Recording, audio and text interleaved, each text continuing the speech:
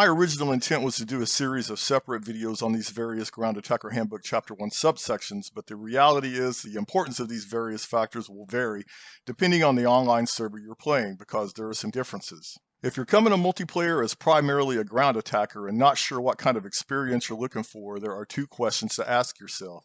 Are you looking to just have a little fun, or are you looking for a more intense experience? How much importance do you place on accomplishing your task and keeping your virtual pilot alive? Well, there are no wrong answers to these questions. IL-2 players represent a multitude of cultures, and we're all different as individuals, so we all fall somewhere on this spectrum regarding these preferences, and you may find your preferences change over time. Some people pose this question as the difference between a gaming experience or a simulation experience, but I'm going to tell you straight up, IL-2 may be somewhat of a simulation concerning realistic aircraft controls and performance realism, but the prevalent player approach makes it more similar to a bunch of art students playing paintball than an actual military experience. I did over 2 decades in the military and several more years after that as a contractor with the military, and in all those years, if I had any fun, it was an accident. Fun is nowhere to be found on any mission op order or commander's list of priorities because it's a serious business with permanent consequences for carelessness and failure. You're being given orders and you're giving orders to other people, and following those orders is not optional, and you don't get to log out if you're not having fun. So I guess the point I'm trying to make here is that there's no centralized command and control, and nobody has any real authority over anybody, which is normal because it's a game.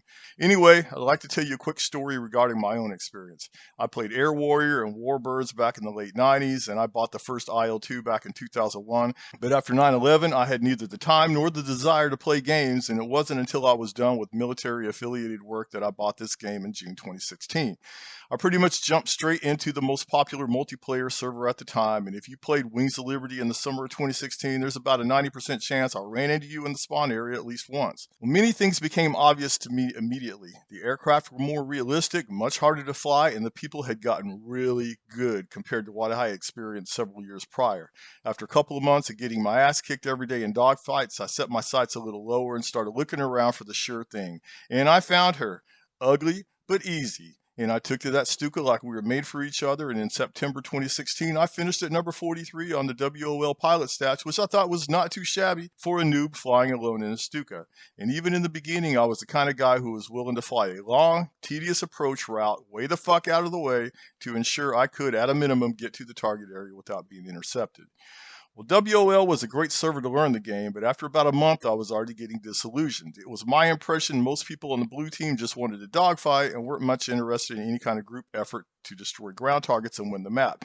And I used to watch this one dude on the red team who shall remain nameless, but everybody who was around back then knows who he is, and I watched that dude constantly crash his IL-2 into ground targets when he ran out of bombs so that he could immediately respawn instead of taking the time to RTB.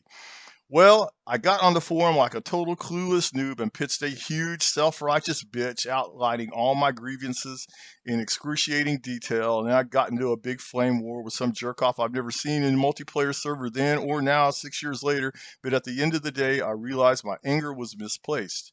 You see, when I take my little girl to the trampoline park, I don't get pissed off when all the kids are bouncing around ignoring each other. They're just enjoying themselves and having a good time, and that was pretty much my take on Wings of Liberty. But my personal perception of WOL is only half the equation, and this is where we get to the introspective Know Thyself title of this video.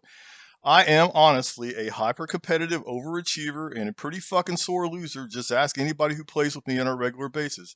I'm not proud of it, but it's the honest truth. The main problem I had with WOL was there was pretty much no negative repercussions for losing your aircraft or pilot. That creates a situation where guys like me who place importance on accomplishing the mission and making it back with plane and pilot intact are juxtaposed against a bunch of players who do all kinds of crazy suicidal shit because they don't give a fuck. And I'm not ragging on the guys who are just playing for a goof or two. Like I said, we're all different and that's fine. But it creates a conflict, a disparity between these two types of player personalities and the experience they're each looking to get out of the game. So after my month of Wings of Liberty, I started exploring all the other servers at that time looking for something different. I really liked the Random Expert server, and I think Coconut was way ahead of its time in lots of respects like ground target mechanics. It was pretty awesome. And I used to practice ground attack a lot in Finnish, and that server was practically empty for years before people discovered how well done it candidates, and Alonzo and Sketch have done a phenomenal job with Combat Box. But I found the server that appealed the most to me was and is Tactical Air War, or TAW. And it's not because of better server mechanics or ground target, it's for one simple reason. TAW imposes a very severe player penalty for aircraft and virtual pilot loss. A Spanish philosopher once said, never compete with someone who has nothing to lose. If you care about hitting the target and getting back in one piece, but you're in a server that doesn't penalize loss of aircraft and virtual pilot, as well done as those servers otherwise are, you are doing just that. Lots of times the experience feels analogous to that I Am Legend movie with Will Smith just getting hounded by psycho zombies for 2 hours. In TAW, everybody has some skin on the line. Now, I'm not saying that TAW eliminates all player suicide tactics. Some guys will just fly whatever piece of shit aircraft they've been reduced to and take a 20-hour timeout in stride. Actually, there's a whole squad like that, and considering where those guys are from, it's kind of historically accurate. The penalties do reduce that stuff pretty dramatically. An enemy fighter will generally think twice about following you across the lines at 50 meters above the ground or just blowing through your escort fighters to get to you when he knows his ass is toast 5 seconds after he makes that pass on you.